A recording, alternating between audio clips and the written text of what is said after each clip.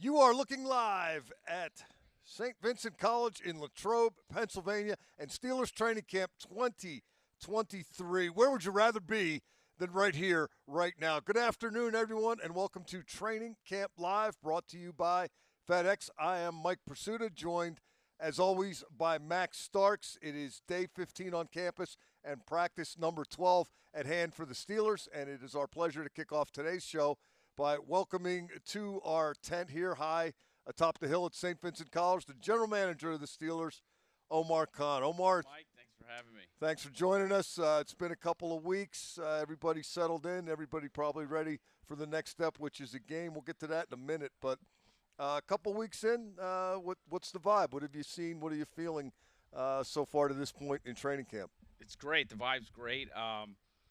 You know, we made it a point to have a lot of competition here at camp this year. We've seen that, and you know, I think we're 2-3 weeks in this already, and the days kind of start running together here. Groundhog Day, right? Yeah, exactly. So, but the progression and how guys have gotten better from day one to today has been really great, and I think we're all excited for what's to come. Have any individuals, Omar, or position groups really stood out to you so far as the competition? You know, I wouldn't say that I'm surprised at anything specific. Like I said, from day one, we said we wanted lots of competition, and we wanted to watch these guys improve. We wanted guys to be better on day 10 than they were on day 1. And overall, as I evaluate the whole team, I think we're there. Yeah.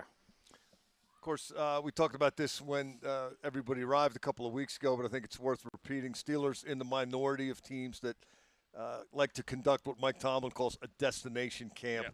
Why is St. Vincent College the destination for the Steelers? Well, if I'm not mistaken, every Steelers Super Bowl team has trained right here at St. Vincent, and I think that speaks for itself. Walk down those same 19 steps. Same steps. Yeah, maybe the dorms might be a little bit better than they were back in the day. Oh, they're a lot better. Yeah, they are. Yeah. I go back to the Bonaventure Hall days. This is the Taj Mahal. Yeah, I was only there for 1 or 2 years, so yeah. But you know, the setup here is great. The people treat us great. It's made for football, and we love it. Yeah. All right. A calendar year has passed since you've taken the reins as GM. Just personal assessment about how the first year has gone for you in this transition to being the GM and to making some of what I think are some tremendous calls in the first year.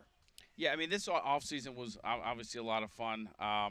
You know, with respect to last year and the first year, you know, we didn't make the playoffs. Our goal is always to win the Super Bowl. We didn't make it last year, so that's disappointing. But I do like how we ended last year, you know, on a positive note. And then the offseason's been good, and, you know, we're ready for football Friday night. Yeah. You know, the heavy lifting, I think, has been done to this point. You're still adding guys, just added another one this week. You're always looking to improve the team. But you've gone through veteran free agency. You've gone through bringing your guys back. You've gone through the draft. What's the focus now for your guys, the personnel department, with this thing? I don't want to say completed, but a lot of the hay is in the barn, is it not? Yeah, well, I mean, with the pro guys, I can tell you we're still looking and evaluating the other clubs to see what might come available, see if there's an opportunity to improve the club. You know, that'll never change for us, regardless of whether it's the preseason, week 10 or week 17. We're always going to be trying to improve the roster if we can. With respect to the college guys, those guys were here for about 10 days, and they're on the road already and preparing for the 2024 draft. So you said it earlier that the disappointment was not making the Super Bowl, right? The standards, the playoffs, and getting to the Super Bowl. When it came to free agency this year because of the end of last year, what was like priority number one going into free agency as far as, you know, what you were looking for in the free agent pool? You know, it was really just, won't necessarily say it's one specific position, but like I mentioned, it was really competition everywhere. And, you know, we have a young cube, and, you know, we always have to recognize that, you know, we have a young quarterback, and he's going in year 2, which is great because he's made a lot of strides. And but to be able to surround him with pieces to the puzzle that are going to help him succeed. So, but competition was the big thing for us. Stay with the did you call him the cube? Yeah. Cube, the quarterback. The cube, QB1. All right. Yeah. Can't even, seems to be universally perceived as having made progress. What proved that to you? What do you see in him that's got you convinced that he's progressing as quickly as a lot of people think. Yeah, I mean, lots of things. I mean, you see his leadership, and we saw his growth last year, especially in those last 4 games where, he wasn't turning the ball over. And this year, we watched him in the spring, and I mean, it's several things. It's his accuracy, his anticipation. I mean, there's his leadership. It's just several things that have been made us that are really encouraging for us. Well, with the additions to offensive line, Allen Robinson offensively, what's kind of some of the expectations this year for this offense? Because you did put some resources early and often into making sure you bolster that, like create that competition that you talked about. Just growth, and everyone getting better from day one to whatever day it is. Yeah, that's what it is. Our job is to try to identify as many Steelers as possible, and once they're here, it's a lot of things have to happen, but we like the progress from day one to wherever they're at. Omar, last thing for you. The preseason kicks off Friday night in Tampa. What does a GM look at specifically? What do you look at in these types of situations? Are you going to be watching Steelers? Are you going to be watching the Buccaneers? So how are you going to approach this? We'll be watching both, but I'm telling you, it's great because we've been going against each other, Steelers on Steelers here for the last couple of weeks, and it's nice to go up against another helmet and gives us an opportunity to evaluate our guys in a different way, and we don't lose sight of the opponent too. We take advantage of evaluating those guys while we can firsthand, and we'll be ready for Tampa for this weekend. Omar, really appreciate you taking a few minutes to visit with us today. Omar. Enjoy practice and the rest of our time here at St. Vincent. Appreciate it. Thanks, guys. Thanks, Max. Always a pleasure. Always good. It was Omar Khan, the Steelers GM. Of course, the head coach, Mike Tomlin, also spoke today. Mike Tomlin meeting the media in advance of the Friday night season opener against the Bucs in Tampa. And Mike Tomlin talked about how the guys who can play will. We'll play it by ear. We'll give him what he needs. It's always my mentality. I'm open to all that are healthy. Playing, how much they play, will be determined by what it is they need for it to be a productive step in the process for them a week. And then we'll deal with next week. You have a rough idea what Pickett would need for a first preseason game? Is that a couple completions, a couple first downs? Really hadn't thought a lot about it, to be honest with you. Again, as I mentioned, in an environment like this, man, it's probably prudent for us to be small picture, man. We got a good padded practice today. It's Steelers versus Steelers. Tomorrow's practice is geared toward Tampa, so tonight we turn our attention on some of those detailed things. And just how this press conference falls, probably not really good for answering some of those detailed planning questions relative to the game. As I stand here right now, 12 hours from now, I'll probably have those answers. Yeah, the players who can play will or shall, however you want to throw that. That includes now second-year quarterback Kenny Pickett. And, Max, we just heard Mike Tomlin say, they're worried about practice today. They'll formulate the Pickett plan tomorrow. But what do you suspect that'll include for a guy who comes into this camp entrenched as the starter but still lacking experience? Well, I think that you hit it right on the head. Experience matters. And when you're talking about a young quarterback needing to get reps, this isn't Deshaun Watson, Aaron Rodgers, like we saw in the Hall of Fame game, where two established guys played a lot of football. They don't need to dress for these games. But for Kenny Pickett, you haven't gotten a full season under your belt. You've gotten most of a season, but you haven't gotten a full season. And we all know the rules, right? You're not considered a second-year player till that first game of the season. So right now he's still in the tail end of the rookie campaign, so to speak. Now, wait a minute. Let me back you. I thought by the end of the previous season there's no more rookies anymore because they've been here long enough. You're still a rook. We've changed that? Still a rook until week 1. Okay. That's how we've always had it. I don't know. The media might have a different one. But in the locker room, you're media, still a believe rookie. it or not, often sees things differently as the current players or the former players. You don't say? I do say. Oh, my goodness. I'm learning new stuff on the job every day. I tell That's you why what. people got to tune in. This is the kind of depths that we sink to. Exactly. This is the hidden history right now of media. But no, so he's still a rookie. He still needs these reps. And for all intents and purposes, this offense was not his a year ago. This was Mitch Trubisky crafted, and Kenny Pickett kind of shaved his way into being the round peg to fit that hole, right? He was a square peg trying to get in there, and they shaved it down. But now this is truly a fit for him. He spent the offseason with Matt Canada going over what he liked, what he didn't like, what can they grow to, and we've seen it manifest itself out here on the field because we've seen more middle-of-the-field throws. We've seen longer pass throws in practice than we did a year ago. And you can see the run game starting to mature and starting to mimic a lot of the formations of what the passing game is going to look like. So now you start to see a more formulated plan. And for Matt Canada, I have to imagine the relief of knowing that my starting quarterback has some games under his belt, and he's now working towards getting more experience. So, I mean, it's a process, I know, but Kenny Pickett, you need to play him. He has to play. He still hasn't seen everything. He's not Tom Brady. He's not Peyton Manning yet, but he's getting to a way where he feels comfortable. And, just like Ben Roethlisberger, like Ben had to play. And it was a different era, I know, but Ben played in the preseason. And you had your starting. I think a lot of guys did in that era. They did. The only way you were out really was if coach just said, "No, you're just an all-pro. We don't need you to." And practice. now a lot of guys don't. No, they don't play at all. And I think that's actually what hurt Cincinnati a year ago. Joe Burrow didn't play. That offensive line didn't play. I think only one guy took maybe a series of snaps of the 5, and it showed. And I think there's something to these preseason games to get you in the right mindset to set you up for the season. So. Put your Mike Tomlin hat on. Right. Mike telling us today that he had not yet contemplated the details of how they planned to use Kenny Pickett. If you're the guy on the sideline in Tampa Friday, let's say the Steelers receive and move 65 yards and get 4 first downs and kick a field goal. Is that enough? No. If the Steelers receive no. and he throws a pick on his second pass, does he have to go back out for another series? Yes. Or do you go in saying he's playing a quarter? Keep it simple. If you go down and you score on the first drive a touchdown, game over. I'm taking Kenny Pickett out. That's all I need to see. But if you don't have that exacting expectation and that type of result, I need to see you for another series.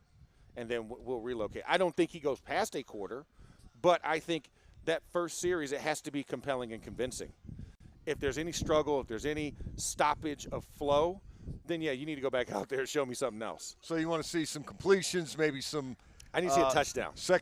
Touchdown. Rush or pass, I don't care, as long as the ball gets in the end zone, because we were bad last year at opening drive touchdowns. We had 14 games where we did not have an opening drive touchdown to start a game. So look at the bright side. There was 3 games where they had an opening drive touchdown.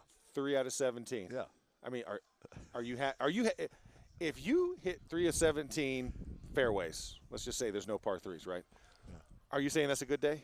Well, it depends on who you're talking to in terms of level of competency at golf. But 3 of 17 from the free throw line. You've got a higher bar this year than you had last year. If your Michigan State Spartans go 3 for 17 on third down, are you happy or mad? I'm not. Exactly. Okay. See, there we go. I found it. Now you're speaking my language. We went down the road. We got there. So you want to see Kenny Pickett perform. You want to see him sticking in the end zone.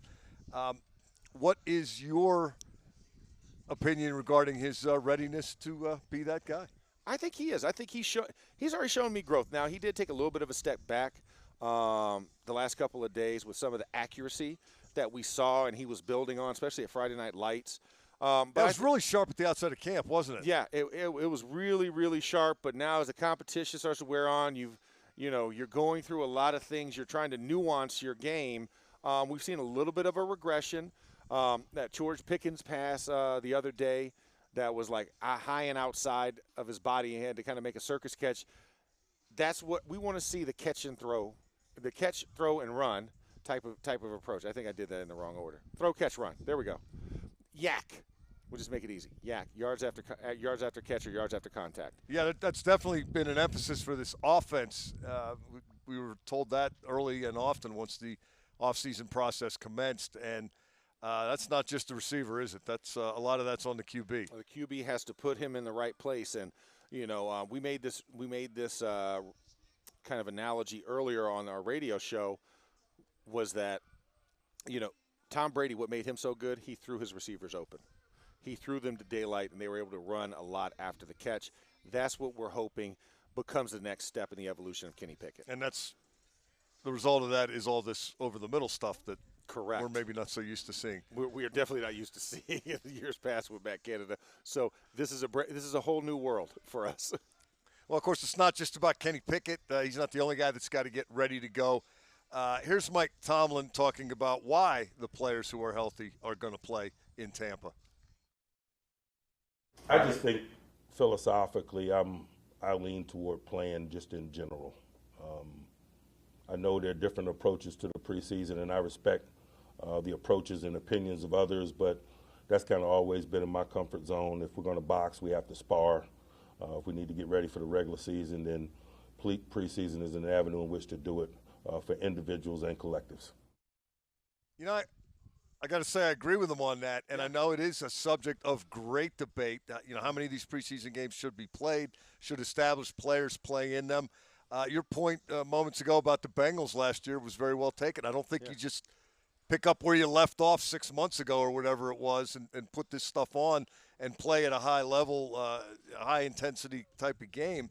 And, yeah, I was at the game when the Steelers played the Packers and the Steelers lost Marquise Pouncey and the Packers lost Jordy Nelson, and everybody was sick about it. But you gotta spar a little bit, right? A good analogy by Mike Tomlin there. Otherwise, you're going to get punched in the face. You're going to get knocked out. Think about Errol Spence and what happened with Bud Crawford. I don't think he sparred with anybody when he walked in the ring.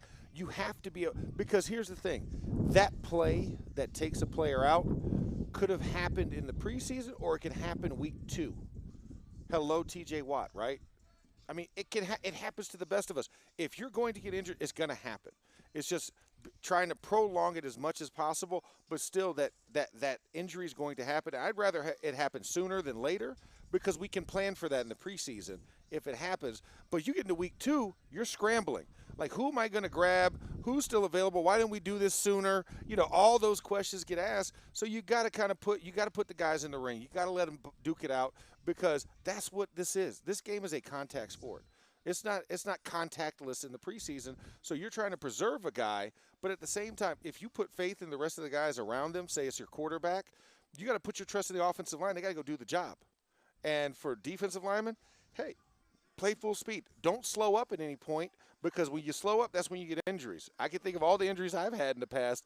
It's been because either it's been a stalemated moment or a moment where I kind of thought I could relax at the end of a play, and then boom, you get a running back in the back of your legs. Yeah, and I think we're almost seeing that scenario that you discussed sort of play out here on a daily basis. Let's talk about the tackle football periods that the Steelers have been conducting. We saw running back Najee Harris a moment ago. Najee does not get a lot of reps in those situations, but he got the ball in goal line yesterday. He was theoretically eligible to be tackled. Now, they blocked it up and got him in the end zone, but we've seen him taken to the ground out here. Not a ton, but he's gotten some reps at it. Deontay Johnson is there. You get a good look at Deontay there. He's getting most of his work with Kenny Pickett in 7-on-7. The 11-on-11 reps, not exactly overflowing. Yeah. But he's out there making cuts and doing things that potentially put himself at risk because he's got to get himself up to speed. He's got to get that timing down with his quarterback. And even though this is a preseason game coming up, Max, we are going to see the timing need to ratchet up, right? It's the parameters of that are going to change. Intensity. Because the game is going to be played faster, isn't it? Yeah, it's going to be played faster. It's going to have an intensity and almost like a feverish anxiety that's played within it because guys are wanting to get things done. They're wanting to make an impact. You're going to strain a little bit more. You're going to push a little bit harder in the preseason games, and you have to feel that. You can't let week 1 be the first time you feel that type of pressure.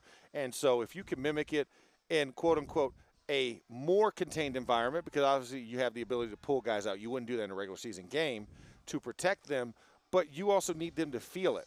I need to feel the pressure of an outside linebacker rush trying to hit my prize quarterback. I need that pressure as an offensive lineman. I need to see a defensive tackle that's trying to blow through the A-gap to blow up the play in the backfield.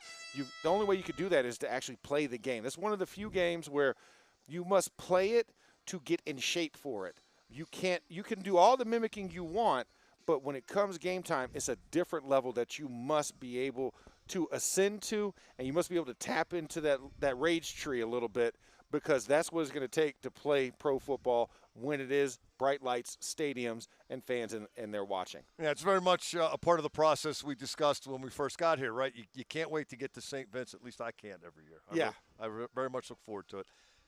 You want to see him practice out here. Then you want to see him practice in pads. Then you want to see a game. Then you want to see a game that counts. Then you want to see a playoff game. And then you want to see that game, the only one that they play in February usually. You want to be in the final 2. Yeah. Yeah. Just like your Michigan State Sparties want to be in the Final Four contest. What is this, bust on Michigan State Day?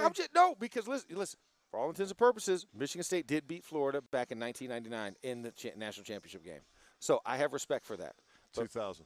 It was 99-2000 season. Yeah. Okay, there we go. It was right before I got to campus, okay? Yeah. I was at that game. Oh, you were? Hoosier surprise, Dome. surprise. Indianapolis. Surprise, surprise. Mike Prisuta shows up to a Michigan State game. Yeah, lit up the victory cigar. Oh, yeah. In a no-smoking arena. Yeah, there we go. Yeah, Mike Miller, my guy. Dragging this back to get back to football. To point. A lot of competition. You heard Omar Khan, if you were with us at the outset of the show today, talk about the competition they've created and the competition they are seeing out here on the practice field. Mike Tomlin asked about that today as well. And one of his answers that caught my attention, Max, we'll see if it does the same for you, is what Mike Tomlin had to say about the competition along the defensive line. Feel really good about NFL-capable guys at that position. The competition is going to be stiff, and particularly how things play out in stadium is going to be a major component of it. Largely been pleased with the progress of that collective that you mentioned. Those with NFL experience, I think, at times have displayed that, and I've appreciated the pedigree of Benton, and so we're working. Yeah, I think at least on my end of things out here, what I've talked about and written for my various outlets that I work for, I don't think I've talked about that enough. I think it is a strong defensive line, and I could see them maybe keeping as many as 7, but whether it's 6 or 7, some good football players aren't going to make it. Yeah, there's going to be some really good guys, and we actually had that conversation last night, right? Even though we're talking about O-line, it just devolved into the defensive line. And I could say easily. So you said devolved, meaning that the O-line is higher up on the food chain. You caught that there. The there we go. line. I appreciate that. You didn't say it transitioned or shifted. No. You said it devolved. No, not elevated, none of that. Okay. Yeah, it devolved. Just want a little clarity. Yeah, in case for those wordsmiths out there listening. But you're right. I think there's probably about 8 really good guys I think that could play on Sundays in that group. And like you said, it's only 6 spots, maybe 7 spots, depending on how, everything shakes out, I think, with the secondary position, just because of trying to keep guys healthy and safe. And if guys aren't ready week 1, you got to do some things, but they're going to compete. So I look at it, it's a hotly contested one, and I was hoping that Omar was going to say that. He was going to say, yeah, this D-line group's really competitive, but he didn't give us that. But I think you're absolutely right. Well, Mike Tomlin took care of it. Yeah, exactly. Head coach took care of it, which makes it just as good. But when you look at the line, obviously we know Cam. Captain Cam is number 1 on that list. Larry Ogunjobi's followed by him. And then after that, it becomes a lot of youth versus experience matchups as far as the decision-making. Do you love the progression of where Isaiah Loudermilk is and DeMarvin Leal, or do you like the veteran style of Montravius Adams, Brandon Fehoko? You bring in a rookie in Keanu Benton.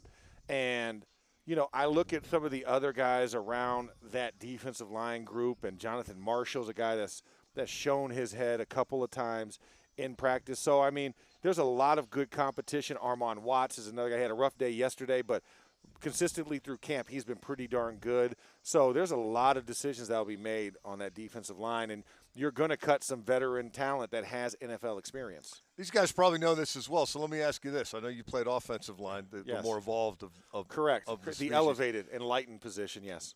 But D-line by nature, particularly in a 3-4 defense, is not a splashy position, right? No.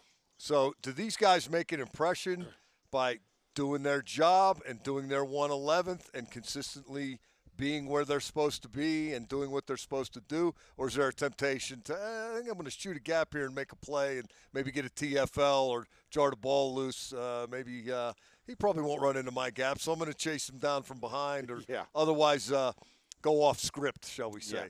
Well, the 3-4 position has really evolved from when I played, and the staunch 2-gap, I need to set everything up and flow everything towards my linebackers, to now where we're at, where you see it's a little bit more splashy because of Cam Hayward, because of Larry Ogunjobi. So I think really assignment first football, like, did you do your assignment first and foremost? And then it's the extra on top, right? It's the whipped cream, it's the sprinkles and the cherry on top of that sundae that make you stand out more. But you have to do your job first. Like, you can't – if you're supposed to take on a two-gap, on a double team, and you decide you want to swim the inside guard and make a play, and then both those guys crush your linebacker, and you miss the guy because you tried to do like an out-arm tackle and you miss, guess what? That's not going to get you here. But if you do happen to have the double team, you split said double team, and the running back is still there, and you divert him or hold him up for a tackle for a loss, then yes, that's the bonus. But I think it's a very fragile line, and it starts with assignment football first. And I think these the preseason openers traditionally, and particularly this one that the Steelers are going to play Friday night, this is the time to find out some things about what you're speculating about or thinking about or experimenting with, shall we say. And you know where I'm going with this. Yes. Number 53. That's right, the Mean Green Machine. Backup center / fullback / H-back / inline tight end / move tight end / receiver in the flat / I think he was even out here kicking a few extra points yesterday, wasn't it? I mean, he's not quite Cordell Stewart / but he's fat / But we're going to find out whether this is worth continuing to pursue, right? I don't think Kendrick Green is going to announce his presence with authority. Yeah, we are doing this package, but he can keep the ball rolling in that direction, can he? Yeah, I think he can. And yesterday on the 3rd and short situation, he was the first one on a fullback gut off an offset eye. And what you want, and I keep equating this. This is my analogy for it. Bull in the China shop. He was the proverbial bull, and that defense looked like China out there because he crashed, banged, and fought his way through for the first down. And I think that just goes to show even more utility. We've seen him back-to-back days catch passes out of the flat and running like a little hide route. And then you also see him pulling and just crashing everything. In fact, the defense has gotten keen to it, so guys are like, now I got to cut you, bud. I was like, I can't take a full 53 straight in the chest. We're going to have to do some different things. And so he's getting smarter with those things. But I think this is a package they're going to explore, and I think we're going to see that Friday night with Kendrick Green. Yeah, 315 pounds worth of fullback when he gets in front of the running back, and we saw that in the goal line drill that concluded practice yesterday, and he helped get Najee Harris into the end zone. Yeah, he did. He had a nice bam, boom, crash, any type of, DC comic Batman type of expletive, little type of explosion you can put up there next to his name. He did all that, and I think that's something that we're going to continue to watch and continue to hope for, is that he continues to grow with that, because I think that's a very nice niche for him indeed. Mike Tomlin's all about that type of versatility. Otherwise, the Steelers wouldn't be experimenting with Green the way they are, and position flexibility and maybe saving a roster spot because a guy can wear a couple of hats. That's one reason they're doing it. And the other, as we're going to hear from Coach Tomlin here coming up, the need to be able to match up with a variety of opponents on your schedule is something that cannot be ignored. I just think that there's an attention in the matchup component of the game today that you cannot deny. Things trend and things move in the game, and the matchup component, the situational matchup component is big and getting bigger by the minute, and so you better position yourself to play that game with depth and depth with various skill sets. And so that's something that we focus on.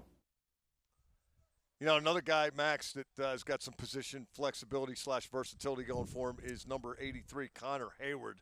Oh, man. He's from that school that beat you guys in 2000 in the basketball national championship. I think what confused you earlier was, too. Yeah, the Citrus Bowl was 1999. That's right. The basketball championship was in 2000. 2000, yeah. You need to get Florida coming up small against Big Green. Keep it in order. But you know what? When it counted, we took out the real school in the Big Ten in Ohio State, so we're good. I think we'll be all right.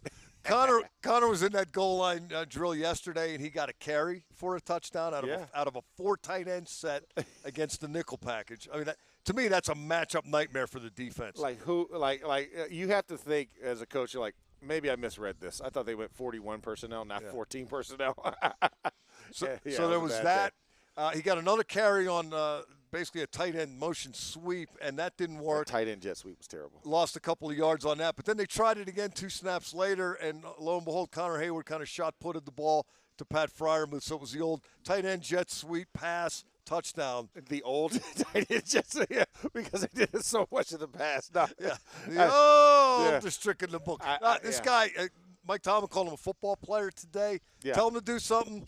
I don't know if he's going to pull it off, but he is going to attack it, Max. He's going to try with all of his heart. Yeah, it looked like an Ozzie rules football pass. I mean, when he did it out there. But, sort of shot put it yeah, in. it was a shot put. It was like a spinning duck in the air, and thank God Pat Freiermuth was there in the back of the end zone. But, I mean, these are the type of things, I mean, when you're talking about positional flexibility, you're talking about guys who can do more than just one position. I mean, that's the epitome of it. When you're a backup, you have to be in the use me category. The more you can do, Tomlinism, and Connor Hayward has shown us that. And Kendrick Green, we will see. Hopefully, he can show us that as well. I love those shots of Connor Hayward next to Darnell Washington. Yeah, exactly. It's like they play the same position. Same position, and definitely miles away on the body type. You know, and I think that's what you want, because like DeMarvin Leal, right? His versatility to play the outside as well as put his hand in the dirt. You're always looking for those guys, those hybrid type of players. Because in today's NFL, you've got to be flexible. You got to be able to on the move. And when you have only a certain amount of guys you can dress, the utility function becomes a very important thing. Because, like you said, if you're a backup linebacker, you say you're only a linebacker, and you're not playing core 4 special teams, you're not going to make the team. And I think all of those things kind of play their fastest. But it's always good when you can get guys who can do multiple roles within one side of the football. And that adds to we can't cut you the more that you do. One last guy I wanted to acknowledge here before we get out of here, Max. Anthony McFarland, now third-year running back, and the third running back, as we presume. Yeah. The way the roster's shaking out. He's had this different skill set than everybody else for a while now. It has not yet translated to success on the field, but Mike Tomlin acknowledging today that, hey, he was a redshirt sophomore when they drafted him. They knew there was going to be a certain amount of development that needed to take place. And maybe Anthony McFarland's path to the roster is, I don't know, maybe kick returner as well as number 3 running back. Yeah, I think that would be a very good thing, because this dude in the open space with a football, it's fireworks waiting to happen. That is presuming there aren't any kick returns. But yeah, exactly. Well, at the rate we're going, I don't know. He might have to go to punt return if he wants to get a return. But I think it's just that progression, because you watch him in the passing game, he is a threat. You watch him in the third down period yesterday, and he catches a toss sweep and takes it about 25, 30 yards. And Mike Tomlin's like, we don't have enough talking and communication for when we see 2-6 in the backfield. It was something about Ant Mac. That was his new nickname. He's like, you need to be chattering about him, because that guy's not here to run a dive play on 3rd and 1, and the linebackers to be on their screws. So he's showing elite versatility, elite speed as well at the running back position, and he just looks like a mismatch either in the slot, in the backfield, motioning to the backfield, motioning across the formation. He's doing a lot more this year, and you could see him kind of blossoming into his own.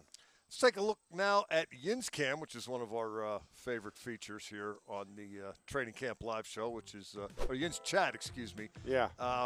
There's our question of the day. Keanu Benton against Larry Ogunjobi, college career, more sacks. I know this answer, but I'm not going to say it. It's Benton, isn't it? No. Larry Ogunjobi has the Charlotte record for most sacks in a career. He's the all-time sack leader at Charlotte, and the reason why I know that because I called his games.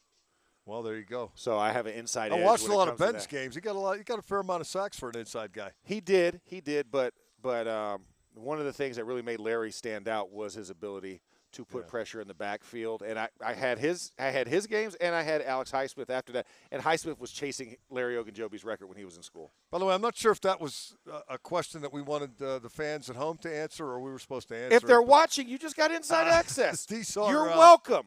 Mwah. These are Love preseason reps for us as well. So, take that. Listen, I answered the worth. question yesterday with Missy. Oh, okay. Yeah, about the first time they played the Bucks in the preseason. So I'm sorry. I'm a knowledge trove. I made a mistake. I thought we were wrong. Oh, we were? But no, I thought we were wrong, but I made a mistake. We weren't wrong. We're not wrong. Even when you're wrong, you're right. Just know about that. Just a little life mantra there, Mike. That's going to do it for us. I want to remind everybody that the wrap-up show presented by the UPMC Health Plan is coming up after practice today. I'll be joined by Craig Wolfley up here under the tent, high atop the hillside here at St. Vincent College. We look forward to seeing you tune in for that. Until then, for Max Starks, I'm Mike Prisuta. This has been Training Camp Live, brought to you by FedEx.